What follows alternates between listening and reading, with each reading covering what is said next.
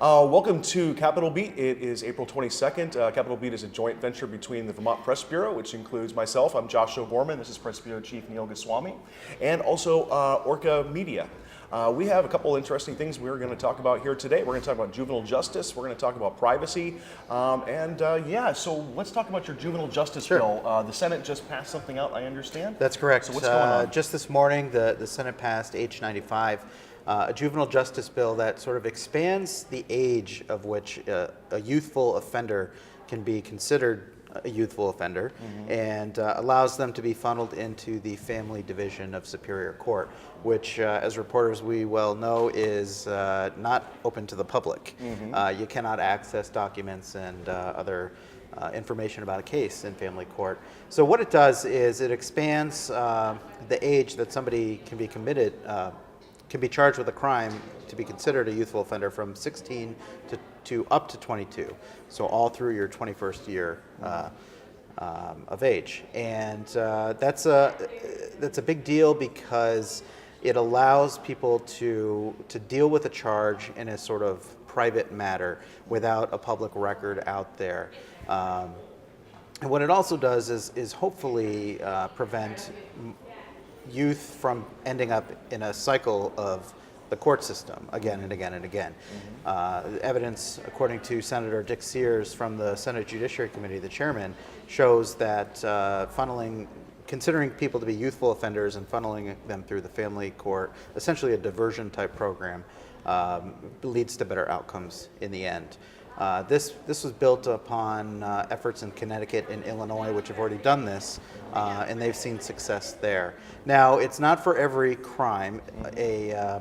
A youthful offender who commits a Big 12, which is includes murder, homicide, other things like that, or listed crimes, some of the more serious assaults and thefts and things like that, cannot be. This law will not be allowed to be used for those crimes. They will have to go to, as people have referred to it, big boy court, right. or big girl court, I suppose. So it's an ongoing attempt at juvenile justice and justice reform, criminal justice reform, to end the cycle of crime that people find themselves in, and have a better future, even if they commit one mistake or perhaps a couple of small mistakes.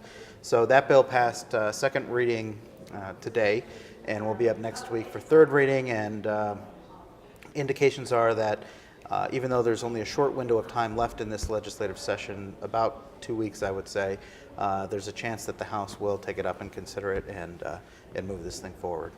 So what kind of resistance is this thing facing on the floor? I mean, I could imagine, just playing devil's advocate, some people might say, hey, if I'm 21 years old and now I get my stuff referred to family court, well, I might as well break the law while I'm young, I suppose. There was the only sort of, first of all, it passed on a unanimous House floor vote in the House. Okay, that's not something. Voice vote. That's not something. Yeah, and it's supported by the Defender General's office, the state's attorneys around the state, and the Department for Children and Families. So it has broad support.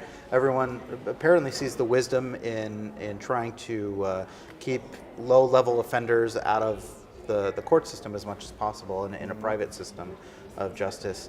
And so, I don't expect a whole lot of pushback. One thing that was mentioned was, given the reforms made to the Child Protection Service, child protection efforts in the last year or so, the family court division is sort of backed up with many child protection cases, and so other criminal matters involving youth are sort of being delayed for up to a year. Okay. So Rutland Senator Peg Flory, a Republican, did bring up the fact that, have we checked on the impact of this in family court, and will it lead to further delays in the future if we're funneling more cases to them? So that was really the only concern raised, and I expect it to breeze through on third reading next week. I see. Very interesting. Cool. And what are you up to these days? I know you had a big thing on the floor yesterday, right? I did, absolutely. So we talked about body cameras. So what happened was the House passed a Senate bill that is going to give a committee within the Department of Public Safety the authority to create the rules to regulate how exactly police body cameras work. Right. So specifically when they should be on, when they should be off, and and most importantly, I guess for some folks, how that video is going to be disseminated.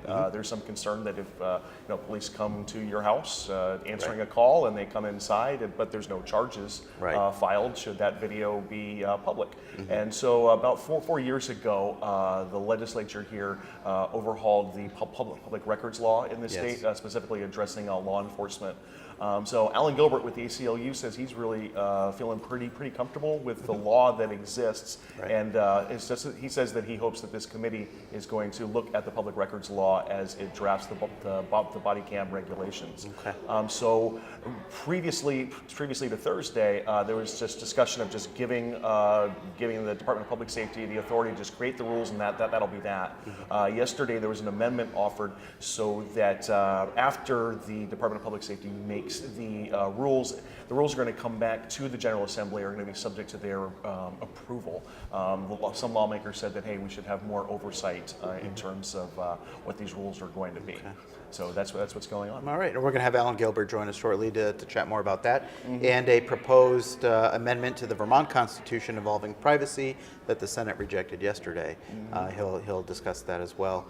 We should note that there are about 2 weeks left in the legislative session, and later today the Senate Appropriations and Finance Committees are expected to vote out a budget and a tax bill in their corresponding committees, and that will sort of set the showdown between the House versions and Senate versions that need to be reconciled before anyone can close out the session and go home. So we expect some more major news next week in terms of how the budget and tax bills are progressing. And next week should be a make or break time for the marijuana bill that is now in House Appropriations. It looks like it's struggling there with very little support among members, but it still could advance even with a negative vote out of committee.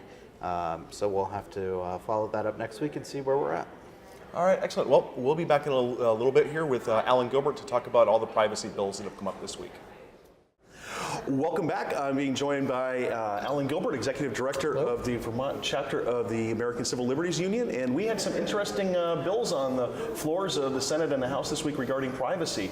So let's start off, talk about the saliva testing bill that was approved on Wednesday in the House. Yeah, I think this really was Privacy Week in the State House, and it's not over yet. So the saliva drug testing bill really started because of the discussion around legalization of marijuana. But at some point a few weeks ago, it was divided from that bill and it was put on to the General Department of Motor Vehicles bill, which has to be passed every year. Therefore, it's a great vehicle, pardon the pun, to get a measure through the legislature. It's not tied to marijuana anymore. What it does is it uses new technology called saliva drug testing, where a driver is pulled over, the officer suspects impairment, the person is asked to spit into a small container, and that container, the spit in the container is then analyzed, and the analysis can show, depending on which instrument is being used, with traces or the presence of between 8 and 12 drugs, including marijuana, opiates, a range of other things that are commonly used either legally through prescriptions or recreationally, and in most cases illegally. And so is the attachment of this to the transportation bill a reflection of the fact that the marijuana bill might not be passing this year? What do you think? This saliva drug testing bill actually was introduced last year, and law enforcement had hoped to get it through, and they had it attached to another transportation-related bill. And the committee, we went in and testified to the Transportation Committee, and it was clear that more work needed to be done around some of the assertions that were being made about the validity of these drug testing devices. This is new stuff, and even if they can detect the presence of a drug and even how much marijuana, delta-9 THC psychoactive metabolite is in your blood, it still is not a determination of impairment. So none of this testing is going to say because you have 1.5 nanograms of delta-9 THC in your blood, you're impaired. Instead, it's going to show that you do have the presence of some drug. But the bill that they passed does, in fact, set a threshold for the THC when it's combined with alcohol. Can you tell us a little bit about that? Well, if you got a little bit of this drug, being alcohol, and a little bit being 0.05 blood alcohol content, as opposed to blood alcohol of 0.08, which is the usual standard. If you have 0.08 alcohol, and you have 1.5 nanograms of delta-9 THC, you will be deemed to be impaired, even though it's unclear that this 1.5 nanograms of marijuana combined with the 0.05 of alcohol is really making you impaired at the same level as the 0.08 alcohol did or would. So it's rather confusing, and there are all sorts of questions as to whether you can refuse the saliva test. Apparently you can if it's being used to get probable cause that you are driving impaired. That's different from using the test to collect evidence on which to charge you with being impaired. We heard in the House repeatedly on Tuesday that this was a voluntary test. Drivers don't have to take it, but it's not quite that simple. So I think if this law goes through, people are going to be really, really confused when they first confront it. And we're also worried about the privacy of the information that's gathered through the saliva drug testing. You know, a lot of people take a number of prescriptions, legal prescriptions, that are now going to show up in these drug tests. So OxyContin, I mean, there are many people who take OxyContin or a patch on a regular drip basis to manage pain. There are other people who take medication for ADHD. That's going to show up. And the medication for ADHD is supposedly trying to help you to drive better, not hinder or impair you from driving better. That information is going to be printed out when the drug testing device does its thing, and we worry about what could happen to that information. It's not like it's medical information, but it doesn't have the protections that regular medical information held by your doctor or a hospital does, because police departments, as far as we've been able to determine, are not covered by the federal HIPAA privacy laws. So this is all something new. The science is untested. There is no set level of impairment of drug presence that means impairment. It's going to be a real scrum. Alan, is there anyone currently using the saliva test right now? Around the country or in the state? Around the country. The testimony from law enforcement was, if I remember correctly, is there are 14 states that are using it. It's been more widely used in other countries, and the example that comes up is Australia, where it's been used, I think, for maybe 6 or 8 years. And according to the testimony from the Defender General's office, the Australian law enforcement folks don't like it, and they've more or less abandoned the system because they found that it's not reliable. Is it more common to use as a means to gather probable cause or as admissible evidence? I don't know that. Okay. I don't know that, and I don't know how laws work in other states. You know, the other thing that was really ironic about this bill is this bill depends on something called implied consent. Implied consent means that when you get your driver's license, you are consenting to taking these drug tests if you're stopped. And there are, just on Tuesday, the same day this was being argued in the State House, 2 cases were heard before the U.S. Supreme Court about the very issue of whether implied consent was constitutional. And the justices seem pretty well divided. But depending on how those cases get decided in the U.S. Supreme Court, they'd have a big impact on this legislation. It becomes law. They might have to look at it again very quickly. Okay. I see, very good. So on Thursday, there was a bill that was passed by House members that was previously passed by the Senate regarding police body cameras. Can you tell us a little bit about that? So the police body camera bill started in the Senate, and in the Senate Judiciary Committee, the discussion originally was, well, what kinds of things do we want to cover, and what kinds of policy should we set? I testified they shouldn't be worrying about this because a police body cam video is a public record, and the public records law applies to that tape, the images on the tape, the same way it does to any other public record that's made. 3 years ago, the legislature spent a lot of time reworking the Maine police records exemption to the Public Records Act, creating a balancing test to make sure that the public's right to know versus an individual's legitimate right to privacy is correctly balanced. So there's a better way, instead of going to court, to determine first what the balance is and whether the records should be released or not to the public. I told the committee that really you want to rely on existing statutes to determine when body cameras are turned on and off. We at the ACLU think if they're being used, they should be on all the time. The records should all be collected, and then the decision should be made as to what will be available to the public through a public records request.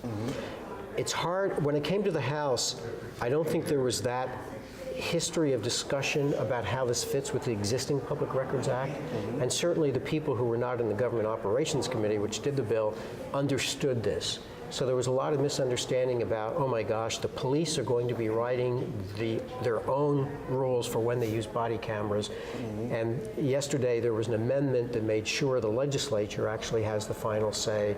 But I think slowly people are beginning to realize that it's really the Public Records Act is going to have to govern how these rules and the policies about the use of police body cams, how they're developed. I see. So do you feel comfortable with the existing public records law that it's going to protect the disclosure of police videos that shouldn't be disclosed? Yeah, I really do, because the way the so-called C5 police records exemption to the Public Records Act was redone 3 years ago recognizes all sorts of circumstances that justify not releasing a police record or part of a police record. And it includes everything from an informant might be involved and his or her position would be compromised. It could be an invasion of personal privacy.